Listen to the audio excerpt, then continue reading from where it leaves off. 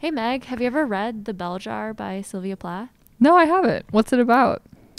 Well, I was thinking of it after listening back onto my talk with Stephanie McFarlane, who is a Ph.D. candidate in the Damshin Lab in the Department of Integrative Biology and also my research mentor. So there's this part in The Bell Jar about a fig tree. And the main character is imagining her life, the possibilities of her life as a fig tree that's branching in multiple ways. And she's looking at the different opportunities of her life as different branches of the fig tree. And at the end of each branch, there's this fig fruit. And as she keeps scanning over the tree, she worries that if she chooses another fruit, all of the rest of the fruits will die, which is metaphorical of like a fear of choosing a path and regretting all the paths that you didn't take. I was thinking about this, tying back to my talk with Stephanie, because in her path to where she is now, she had so many opportunities, and like she grew the branches based on what she thought she wanted, what other people thought she wanted, and what society thought of her as a woman. Welcome to Propelling Women in Power, a podcast about the careers of women in energy at the Wisconsin Energy Institute on the UW-Madison campus and our sister institution, the Great Lakes Bioenergy Research Center.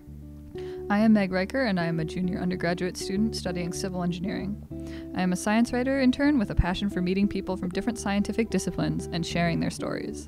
And I'm Michelle Chung, a senior undergraduate student studying biology and environmental studies. I love finding fun ways to highlight the research and people here at WEI and GLBRC. Here, we talk about women scientists and engineers' career paths, the obstacles they have faced, and most importantly, their advice for young women scientists and engineers. It is our goal to highlight their individual experiences, mentors, and work-life balance while seeking advice for young women in science and asking the question, who and what facilitated your success? Today we talked to Stephanie McFarlane. We talk a lot about how she found the right branch, or maybe like how she redefined her tree of possibilities. So we talked about a lot of great things about motherhood, what it's like being a student, juggling so many different things just like you and me. And I'm really excited for us to give this a listen. Yeah, I'm looking forward to it too. Awesome. Let's get into it.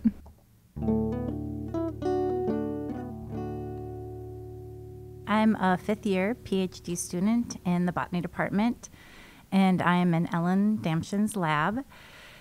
And I am a research assistant right now, so most of my time is spent doing my research, and I have about 6 students, undergrad students that I mentor. And in addition to my university hat, I'm also a mother of 3. To tie it back to like the building that we're in now, WEI, do you want to tell me a little bit about how you're connected to this place? Sure. Ellen Damshin, my PI, has a collaboration with Claudio Graton's lab, and one of his graduate students and I started our research together 4 years ago, and we designed our research study together working with the Natural Resource Conservation Service, the NRCS, and so I've been working in and out of this building for a few years. Can you tell me a little bit more about your research? Sure. Well, I guess first off, I'll say that I'm a plant community ecologist and a restoration ecologist. And plant community ecologists are really interested in looking at how plants assemble in different ecosystems and why they get there and how they got there and why they continue to be there. And a restoration ecologist is really looking at how we can best restore ecosystems, what are the best methods, and then looking at why sometimes those restored ecosystems aren't working and what's going wrong. Historically, a lot of our land was converted to farmland, even if it wasn't great farmland. So they would put in ditches and drain our wetlands in order to grow crops. But that isn't, those fields typically aren't sustainable, they're not very productive, and they're hard to work. And so NRCS has a program called the Wetlands Reserve Program where they take these former egg fields, and they restore them into the original wetlands. And then the adjacent uplands, they restore to prairie. And I'm looking at how these communities are doing after they've been restored, their outcomes in terms of the plant community, but also pollinators and other insects. One thing that I actually have never learned about you is how you got into your field. Well, it's kind of roundabout. I am a first-generation college student, and so I grew up in northern Wisconsin, and my parents owned a sawmill, and all they cared about is that I had the opportunities they didn't, so they said I had to go to college. So that was on my radar as something I had to do, but I didn't have a lot of prep before I came to college. And then when I actually started at a community college and then transferred to UW. And when I, as an undergrad, I arrived here and there were so many options and I was all over the board. I was a French major and I thought about psychology and I really liked math. But I took a botany course for a prerequisite and I fell in love. Mm-hmm. And it was, the instructor was really passionate and I learned about how cool plants were, because plants have all these cool adaptations and they can't move. So animals are great, but they can move around and plants are stuck in one place. And so I think thinking about how a plant has to evolve to live in one place got me really excited about science. And that's how I got here. Yeah. I was wondering if there was maybe a mentor in that early time of you being in college that led you towards botany and science. I did have, once I got into botany and plant ecology, I took a class with Dr. Givnish in the botany department, and it was a research-based class, and I really liked learning about the research methods, and we had to design our own research project, and I really liked that, and then I just continued on that vein of taking courses that were more research-based, and he helped give me the confidence I needed to continue in the field. And I know you took a break after your undergrad to travel mm-hmm. and things like that. What drew you to do that, but then also what drew you to come back to school afterwards? So I've always been really interested in the world and different cultures, and along with that, ecosystems. As an ecologist, I really like diversity, but it's not just natural diversity, it's also human diversity and the differences in culture. So I always knew I wanted to travel, and it was my goal to go into the Peace Corps. So I got the skills I needed to continue to build my scientific CV, doing lots of work with different government organizations and going out and doing field work in the summer. And then I was also able to do the Peace Corps. But once that was complete, then I always knew I wanted to come back to grad school. Mm-hmm. Once I had got a taste for research and realized how much I loved it, I always knew I'd come back. I just had other things I wanted to do first. Right, yeah. Going into grad school, did you know what you would expect? The research aspect, was it what you had planned on? No. Mm-hmm. Yeah. I think it's hard to know before you start what a commitment it is and how much you have to invest in the research in order to achieve your goals of making a hypothesis and then having a good idea of what questions to ask and to design your research and all of the steps that go into that. I had just done mini projects, nothing on a PhD scale. Yeah. And so I didn't quite understand what that took. And I think in particular, I didn't understand what it would take as a woman. Mm-hmm. And so I actually started my PhD a really long time ago in 2005. And I was really excited about it. And I had a really great research idea, and I was loving doing it. And I then became pregnant with my first child. Oh, wow. I did not know that. Yes. Uh-huh. And so I was in my program for a year after I had my first child, and I found the balance to be really difficult and didn't quite have the support structure I needed at the time to be able to finish my degree. So I stopped my PhD at that time. After a couple of years. So you continued for a couple of years, like while you were raising your first child? I did for about a year and a half after he was born. I tried to make it work, but all of my my research, like the ideas and the questions, they were based in Madagascar, which is where I had completed my Peace Corps stint. And so my plan was, as a plant ecologist interested in evolution and community assembly, to think about how all of that diversity in Madagascar and the adaptive radiation, how those plants evolved and spread across the country. And so I was really excited to go back and do that work.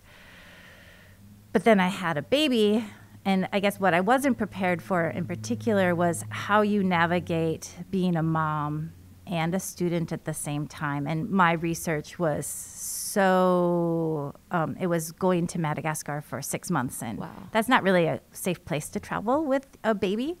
And so and he had some medical complications when he was younger. And so that combination of my planned research no longer being viable and having a baby who had some medical complications left me with a difficult choice. And I tried to make it work for a while because I'm stubborn and I didn't want to give up.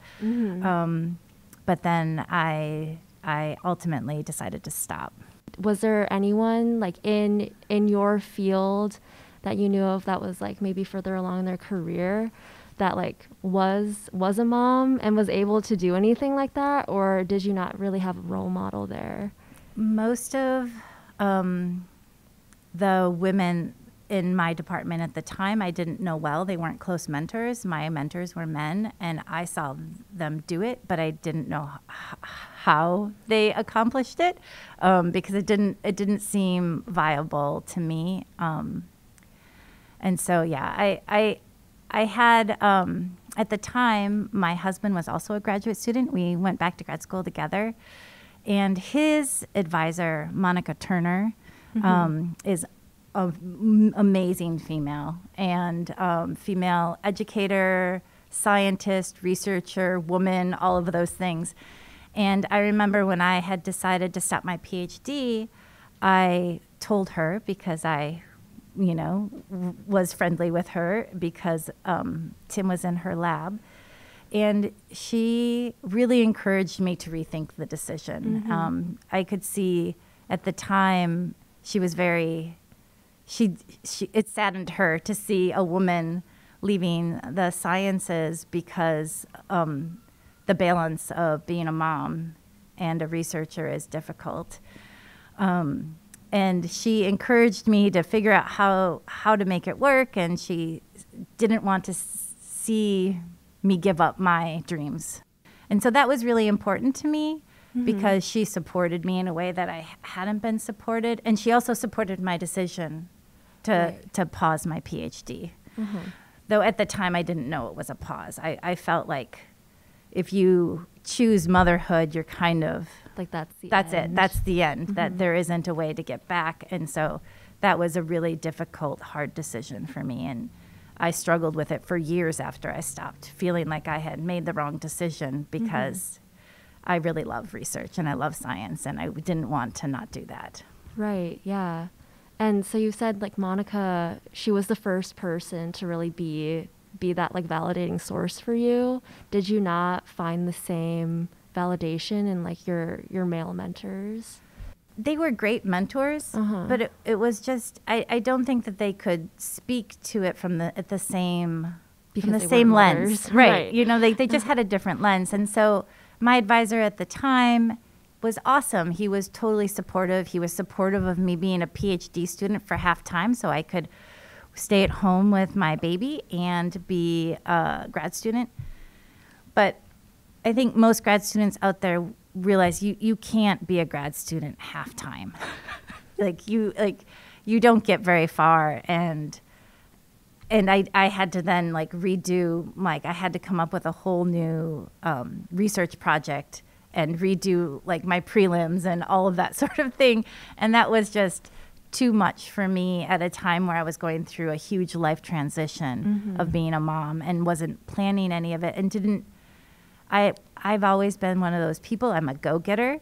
And so I didn't think that being a mom or a woman would stop me or slow me down. So I didn't prepare myself for the challenges. Like I wasn't mentally prepared that, oh, this could be difficult, that being a mom and this might pose challenges. I was more naive and I just said I could do it without thinking about how I was going to do it, if that makes sense. Yeah.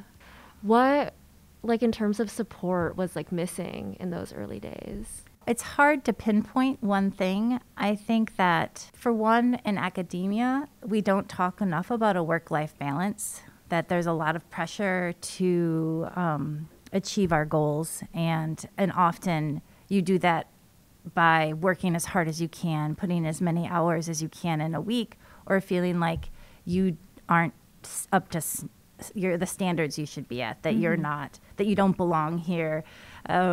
You feel like an imposter because you don't know as much as the people around you, because if you're only working 20 to 30 hours a week and your peers are working 40 to 70 hours a week, they're making a lot more ground and they're moving along further than you are. And that was really a challenge for me. I really struggled with imposter syndrome. I just don't think I had thought about it enough, and I didn't go through the mental preparations of doing the work to understand that I'm not an imposter, that we're all on our different paths, and each path is important and has a different perspective that makes our science better. Now I'm in a lab with a woman, a PI, who is also a mother, and in our lab we talk a lot about the work-life balance and how to say no to things and make sure that you are a whole person and not just working on your academics. That it's also, for me, I have to work on my research and be excited about it, which I am, and make progress. I also have a family that I need to take care of because 3 kids is a lot. But then there's also me as a person that needs to make sure that I'm exercising and mentally in a good state that I can tackle both of those things, which are both big. And so I think my current mentor is really good at that. She talks a lot about work-life balance and saying no when you need to, and just being honest that, you know, some months you're going to have more. There's going to be more doctor's appointments or more home life things going on, and you're not going to be able to maybe do as much, and to just be open about that. And then when you can, be productive and focus on it. And I think having that permission makes you, one, it helps reduce the imposter syndrome, and it helps reduce anxiety as a whole, because if you're worrying about what you're not doing, then when you do it, you're just worried that you're not doing enough or that you're behind, and that makes your time less efficient. And so to let go of those worries and just do what you love because you love it is a really great way to do science. Right, yeah. You brought up the fact that in like grad school, there's an expectation for you to like always be doing your best, always be doing your most. Do you think there's like that extra expectation because you're a woman and you're also a mother, that there's even more of an expectation for you to be on top of things?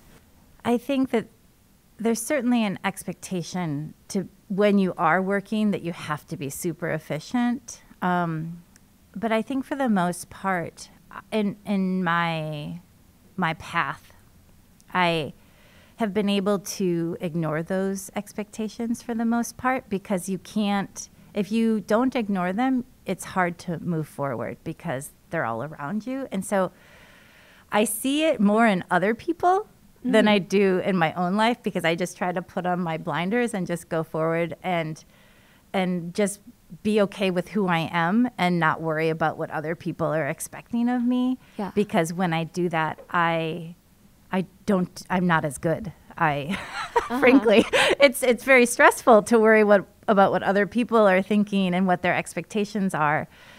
And I found that if I don't worry about it, I'm meeting the expectations anyways. Was that a mindset that came from just like living life, or was it like instilled in you at a young age? No, it has come. I think being a mother actually really helped with that, because I guess it's not just about me.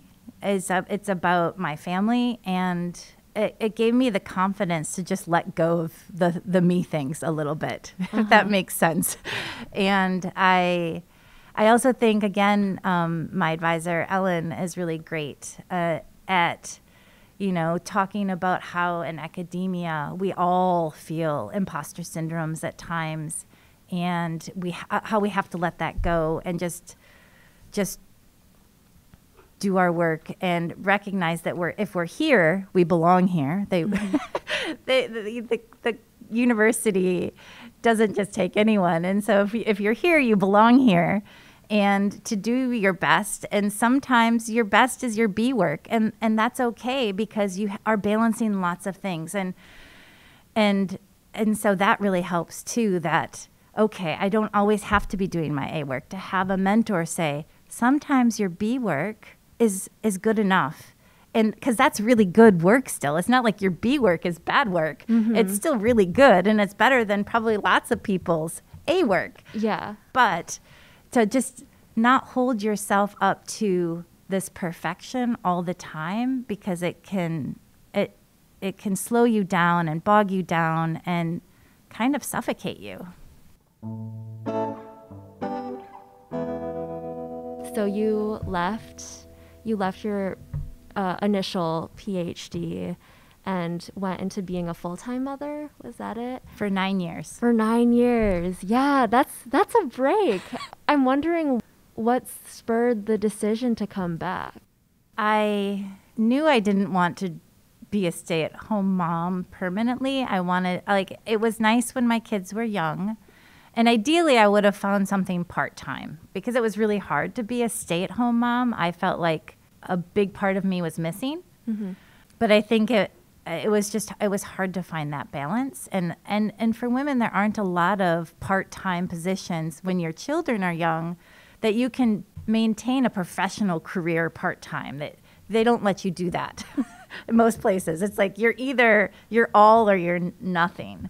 I knew I wanted to have a career, and I thought that the doors were closed for academia, because I thought I had made my decision and that was it. And so I thought about going into nursing, because I'm like, oh, I really like teaching and I like science, and nurses do that. And I took a couple classes, just prerequisites that you need for nursing school. And I started thinking about it. I'm like, I do not want to be a nurse. It's like, it's a really respectable field and so important for society, but it wasn't where my passion was. And then I was just thinking about research and science, and actually there was a position opening in the botany department for a lab manager. And I had basically the equivalent of a master's degree. I'd had a couple years of my PhD, and I had my research. I had started my research, and I just stopped, and I didn't complete it. I didn't get a master's first. I was on a PhD track, but I just stopped. And I'm like, well, I can still apply for this lab manager. I TA'd the course when I was a graduate student. I know it well. I think I'd do a great job, and I applied. And I wasn't considered because I didn't have a master's or a PhD. And I'm really thankful for Tom Givnish and Susie Wilwolf in the botany department, because at the time I had asked them to write me letters of recommendation because they were the professor and the lab coordinator at the time when I was a TA for the course. So I knew that they could write me a good letter of recommendation. And when it came back that the university wouldn't consider my application because I didn't have the degree, I let them know, and I thanked them for writing me a letter of recommendation. And they both said to me, they're like, just finish your degree. They're like, if that's what you want to do, just finish your degree. I'm like, well, I can't. They're like, why not? I said, because I quit. And they're like, yes, you can. And I just needed to hear that. I just needed someone to tell me that I could. Like, you can do it. Because I didn't think you could. Like, that wasn't, it's like an untraditional path, right? Like, people don't stop and then start again. And so I didn't think I could. But then when they told me I could. And that sounds so silly. Of course I could, but it wasn't a model I had seen. And when you don't see it, you don't realize it is possible. But I applied to my program again, and I got back in, and here I am in my 5th year, and I'll be finishing up hopefully by the end of this year. Yeah. Wow. A crazy story. I had no idea about you had started and then stopped and then started again. How was that process of like starting again? It was amazing. Yeah. I was so excited to be back. I missed it so much. And I loved being at home with my kids.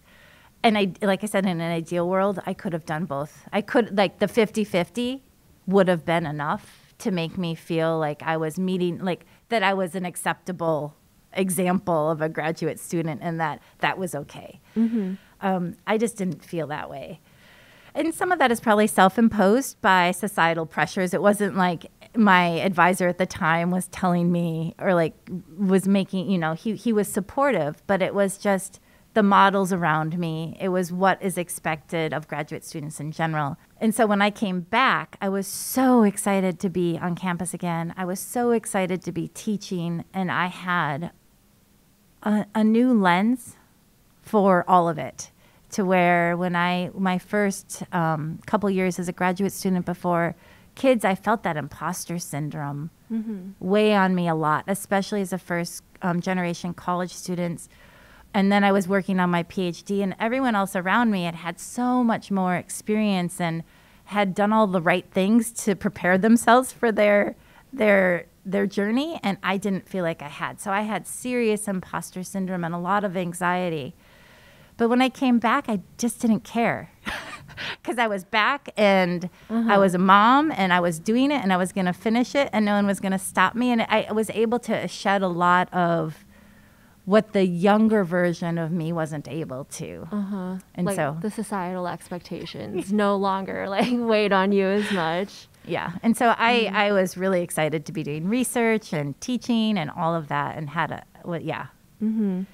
Yeah. And I think if anything, I probably went back into it a little bit too strong and then like neglected home a little bit more than I would have. It was like a pendulum, like right. All and then too much. And now I feel like I'm at a really nice balance where I can take, I just took 3 weeks off. My kids didn't go to school for 3 weeks. And I worked at home, and I did do some work on my research, but most of the time I was being a mom. That's something amazing to me about the Damshin Lab and like everyone that's part of the lab is that the emphasis on such a good work-life balance is like, that's like at the forefront of everything that we do. And I really appreciate that. But obviously it sounds like it took you a little bit to figure that out. What was that process like, figuring out how you balance both? I think it's just experimentation, like, and I think it's also knowing that sometimes you're going to have a busy semester and you're going to have to work more than you want to. Like, for example, in the fall, I was working on a couple different papers.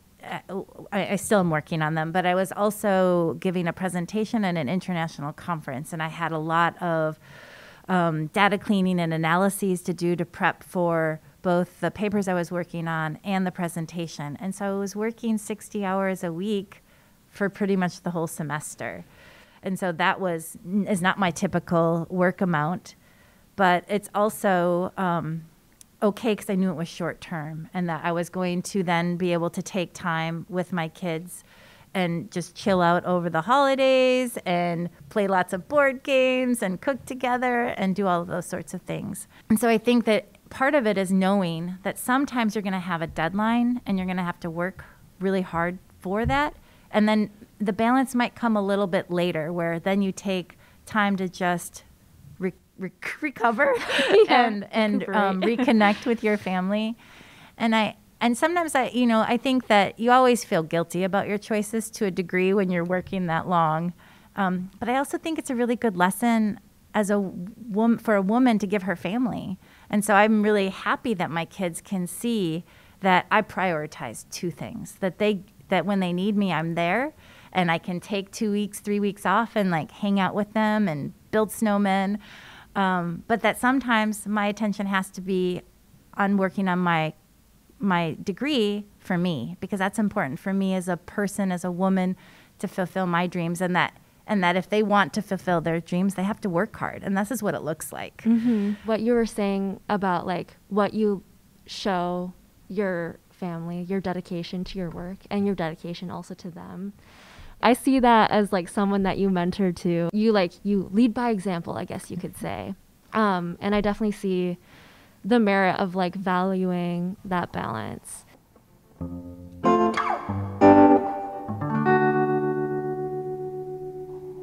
I have a unique position as someone that you're mentoring. Given all of your experiences, the winding journey that you've had to where you are now, what are the like most important things that you want someone to know that you are mentoring? When I'm mentoring, I first and foremost try to help my students see what they're capable of, because I think we're all capable of a lot, and we need someone to believe in us sometimes before we know how to believe in ourselves. And when you're learning, it's just like you don't know what you're doing. That's true for everyone. Like, it's the process. And so I like to remind my students that they are still learning, even as an undergrad or a Ph.D. or a postdoc or a faculty member. We're all still learning, and we can't know everything, and then that's okay. Mm-hmm. And so for my students that I mentor, I want them to know it's okay that they don't know everything, and I don't expect them to, and that I trust them to try to learn it and share it with me, and then I get to learn too, because they're learning new things, and to believe in themselves and to not be held up to knowing everything and those expectations. And I guess in my mind, it's helping them have the tools to break the imposter syndrome early on, mm-hmm. To just know that they're doing great, that they belong there, and that we're learning. And part of learning is making mistakes and failing and learning from those to make our science better. Yeah. With you mentoring me, I feel like it's just the safest space to be like, I don't know what's happening right now. And you're always so reassuring. And so like, yeah, you're doing it. Thank you. Yeah. I'm wondering where you get that like driven attitude from. I don't know. Yeah.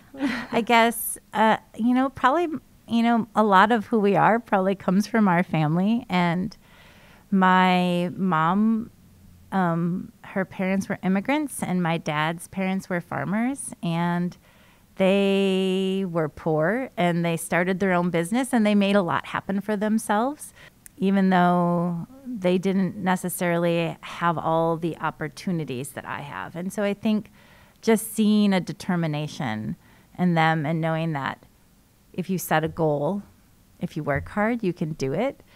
And my family was always like that, whether it be fixing an appliance that was broken or building a table or whatever it was. It was just like the random things in life. They just tried to figure out themselves. And so I think I saw that if you have a goal and you work towards it, mm-hmm. You can eventually get there if it's important enough. Yeah, everything is figure-outable. Yeah. Yeah. I was just saying yesterday about how like almost everyone in our lab is a woman. Has it always been that way? What have you seen that's changed? Mm-hmm. What do you want to change? So that's a really interesting question, and something I've actually thought a lot about in science in general.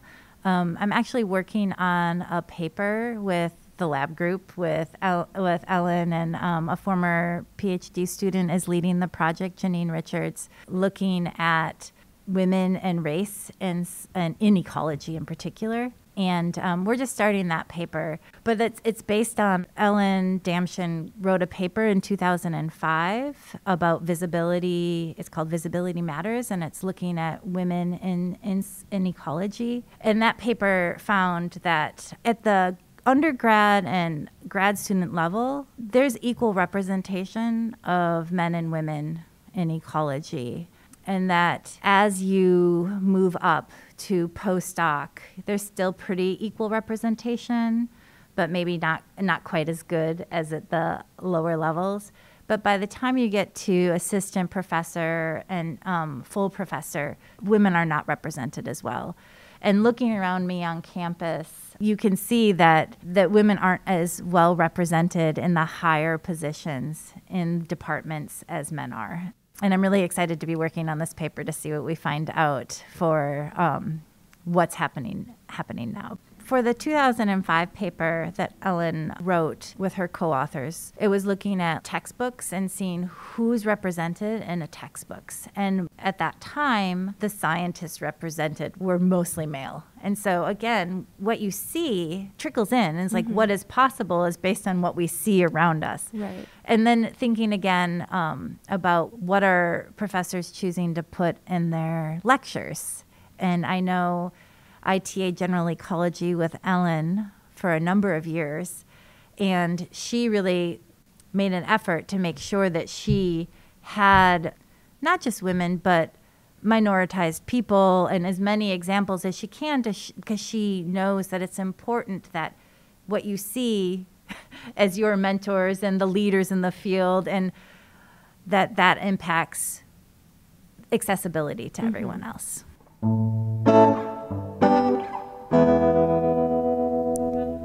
Let's let Mark, one of our producers, jump in. So one of the things you said you weren't sure about was how things were changing in your field. What are some of the steps that you would take to increase women in underrepresented groups in ecology?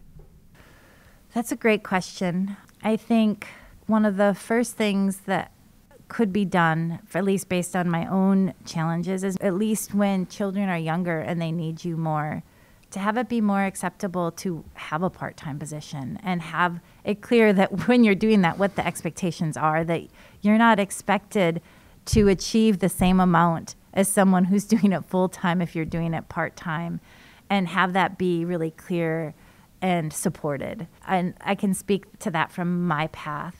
And I think that as far as getting diverse groups in general, I think it has to start early on and hiring people that are from diverse groups so that visibility is there, so that students, whether it be high school students or undergrads, can see that is an option for them, and making it a safe space for them when they get there.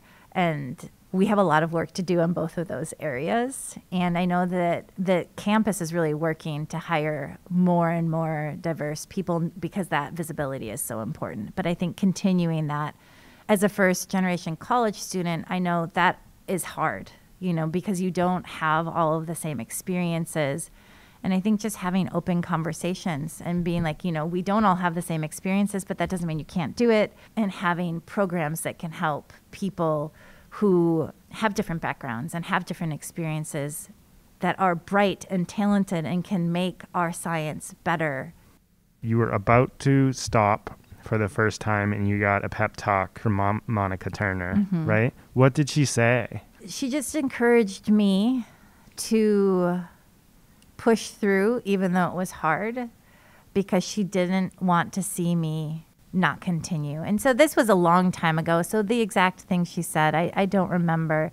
I left feeling encouraged to stay and kind of pushed to stay, because she saw my talent and she saw my potential and she believed in me, and that felt really amazing. And I saw that, and at the same time, I felt the importance for her to see women stay in science. But then I also felt support in my decision. And so it was like kind of threefold of like all the things that someone could give you, which is making you feel good about who you are and believing in you, wanting to help you make the field better for future women and knowing that it's possible, while also supporting me as an individual and allowing me to feel good about my decision if that's what was best for me at the time. You said it was different when you came back. You didn't have the fear and the anxiety. What was different?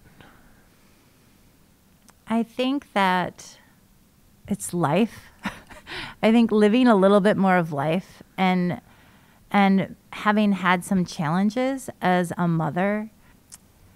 For example, my daughter was really sick when she was a baby and she almost died. And she has a genetic disorder that, That's scary. But I feel like you got through that. it's like you get right. You get through, you get through things. How hard could grad school be?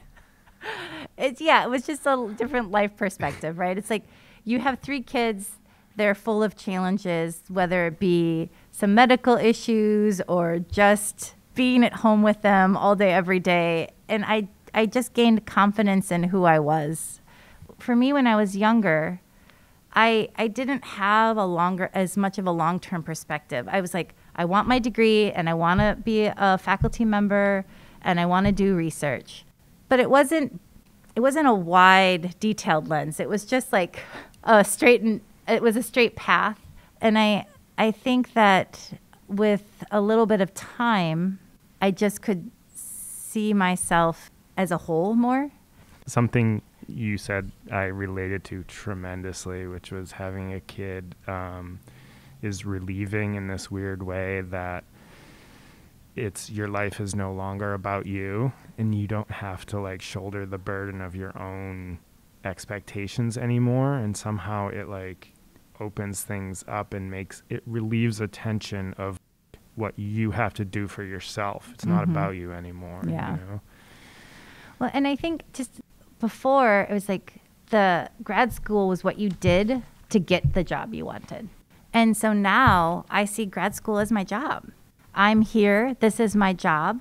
I'm here because I want to be. It's an incredibly privileged position to be a student in science, being able to ask the questions I'm interested in and do my research. I have a lot of control over that. And how lucky am I? How much privilege do I have that I can do that? And it's not a great salary, but it's still a salary. And I just feel like that is I feel very fortunate to be in this position. And so I just look at it as a job and I do that job. And I think also, and this is an advice I would give to other people as well, is that instead of worrying about the job or being everything you can or being what people expect you to be who you want to be. Do the amount of work that you want to do that's sustainable for you and do it in the best you can. And if it doesn't work out or if it's not enough, then that's not the right job for you. But I think that by just having that attitude, it can be enough that you don't necessarily see that drawing your boundaries of where it's okay, I can't work anymore on this. It doesn't feel like, it feels like if you don't work more on that, it's not going to be enough and you're not going to succeed. But instead of worrying about success, worrying about you and making sure you have that balance and doing what feels good to you, working hard, doing the best you can. And then when you're done being okay, I'm done now. And if this isn't enough, then this isn't the career choice for me. And so far, I've found that that's been enough for my PhD. It's been enough. And I'm lucky to have the lab I do because they support that decision. But I'm also getting my research done. So it is working without the additional pressures. So if there's any one thing that you want me to take away as someone that you mentor, what would it be? Any one thing for you to take away?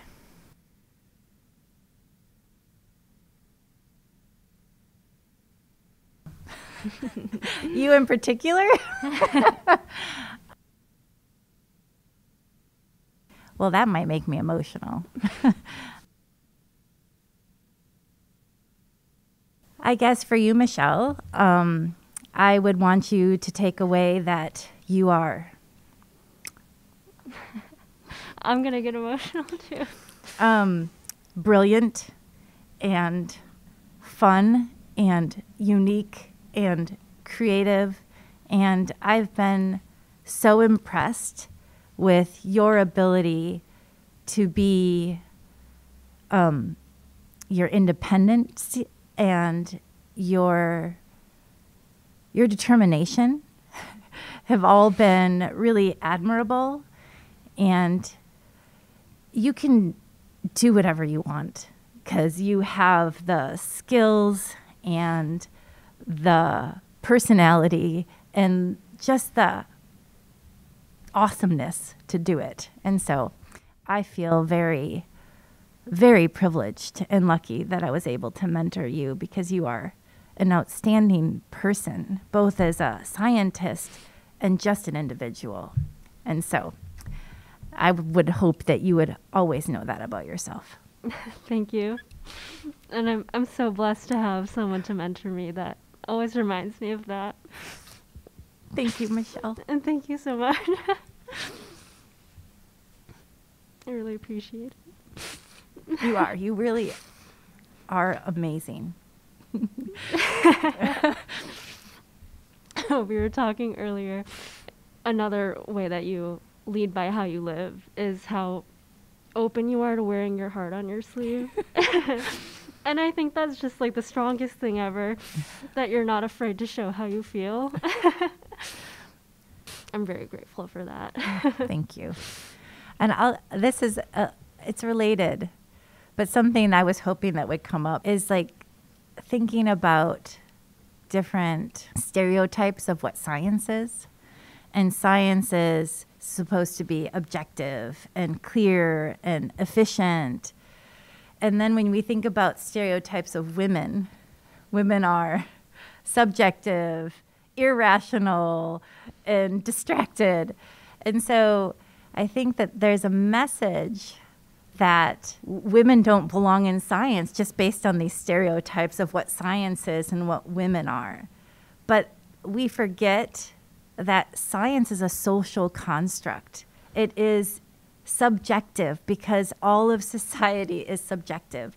And yes, it is important to be as objective as we can, but we can't be objective without acknowledging our biases, because we all have them, every single person. And so I just think that that's something that is important to me, and why I want to be true to that. Being honest about a given day or a given feeling doesn't make me a bad scientist. I would argue my ability to see that it's all subjective and that there are these differences, and acknowledge, like, try to find it. It's like, oh gosh, I am subjective. Mm-hmm. How am I subjective? And trying to find the ways I'm subjective, and then collaborating with people who are different than me, who have a different perspective that can help me see where my biases might be and how they're different than theirs. And like then forming a collaboration of people that can make science stronger and better. And I think that that is important to be who we are. And so I really appreciate that you said that. And sometimes it does take strength. So I appreciate that, you saying that as well. Mm-hmm. So what in this conversation made you think about things in your own personal fig tree, especially since you're graduating and maybe moving on to a different chapter in your life? I think every once in a while I get caught seeing all my figs dying. But from that conversation with Stephanie, she really reshaped like how she saw her tree of possibilities. And I think the big factor there was perspective, shifting your perspective to a more long-term viewpoint, because in the tree where your figs die from opportunities that you don't take, you're very tunnel-minded if that's how you see this like bounty of opportunities in your life. Mm-hmm. And for me right now, it's like a constant balance between what in Stephanie's experience, like what she thought she was able to do, and like what you can actually do. And so I'm always constantly caught between seeing all my figs dying. But then to go back to the metaphor, it's like this tree is growing. The fig that I reach will have just ripened as I get there. And new ones will grow, as you move forward through life. So I also wanted to hit upon the very personal relationship you have with your mentor. When I was listening back to this interview, I noticed just how comfortable you were with her and how honest and how direct she was and you were with her. And that relationship really, really struck me. And I wonder if you could tell me a little bit about your relationship with her as a mentor and a person. So I first met Stephanie when I was a sophomore, and my relationship with her has really just like grown through these years. We navigated doing research in the pandemic together. I have learned so much about life from her, and especially like when talking to other students my age and like their experiences in research, I think it's a lot different. She's very hands-on and personal with how she mentors. I've said this before, how I really want to talk to her because she's someone that wears her heart on her sleeve and like isn't afraid to be vulnerable. That's so powerful in a mentor. Yes. To show that you can really show when you're feeling weak, and it's even better for everyone in the long run because you're showing all the parts of yourself. So people can relate to that and know that they can show all the parts of themselves too. And I'm so glad that I got to talk to her. I got to hear the inner workings of how she came to be such an awesome mentor. And from our talk today, it's clear that she really she cultivated that. It's not an instantaneous development. Right, yeah. And it was just so awesome to talk to her. It was great to listen to. Thank you for sharing that with us. And that's our show. Thank you to everyone listening. We're your hosts, Michelle Chung and Meg Riker. The show was produced by us and Mark Griffin and edited by myself and Mark Griffin. Thanks again to our guest, Stephanie McFarlane, graduate student in the Damshin Lab. And see you next time on Propelling Women in Power. What is your superpower? My superpower? Oh gosh, I don't know that I have a superpower. I guess if I had to pick one, I think it's being in tune with my emotions and acknowledging them and accepting them, and that when they're emotions that are unnecessary, seeing them and letting them go, and that when they are necessary, talking about them, because often they're there for a reason.